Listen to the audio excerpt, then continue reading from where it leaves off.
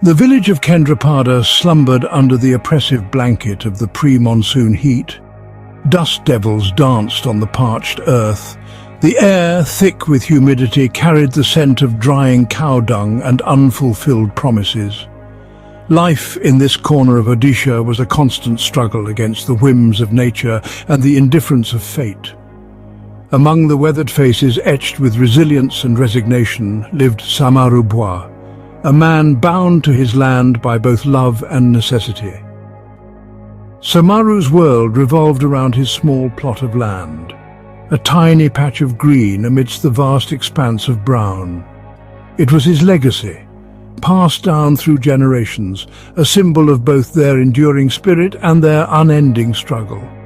His weathered hands, calloused by years of toil, knew the language of the earth. They coaxed life from the unforgiving soil, nurturing dreams of a better tomorrow.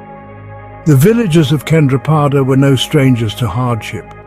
They lived in a world where hope was a fragile seedling, constantly threatened by the scorching sun and the delayed monsoon. Theirs was a silent struggle, their voices lost in the vast expanse of rural India, unheard and unseen.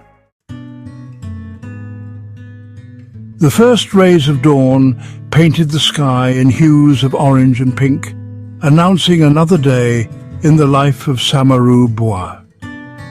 He rose before the sun, his movements stiff from a night spent on a rough cot. The air was still cool, offering a brief respite from the relentless heat. He walked towards his fields, his bare feet kicking up dust as he went, a silent symphony of struggle. His heart ached as he surveyed his parched land, the once promising paddy seedlings now struggling to survive. The monsoon, the lifeblood of their existence, was late again. The skies remained stubbornly clear, mocking his prayers for rain. The fear of another failed crop gnawed at his insides.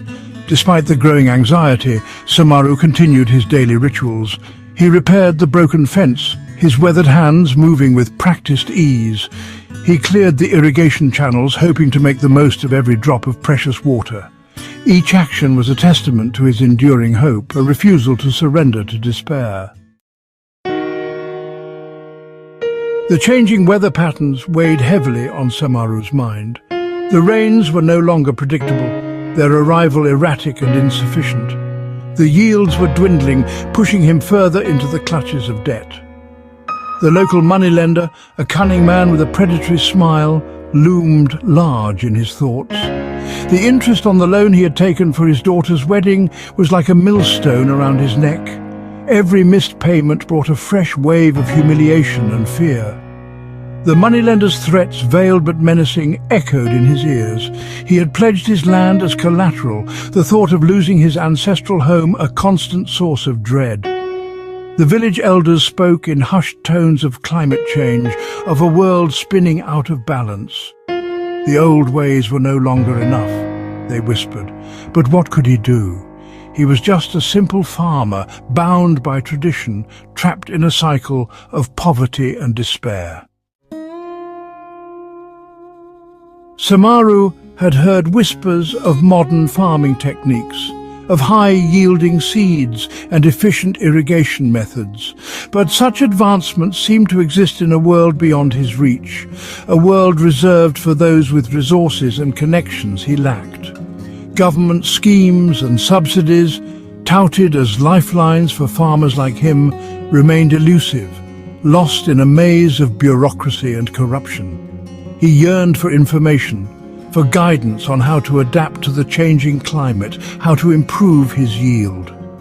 But the agricultural extension officer, when he bothered to visit, offered little more than empty promises and outdated pamphlets. Samaru felt abandoned, forgotten by a system that claimed to protect him. He often looked at his sons, their youthful faces etched with the same worry that clouded his own, and wondered what their future held. Would they too be condemned to this life of toil and uncertainty? He prayed for a miracle, for a change in their fortunes, for a sign that their struggles were not in vain.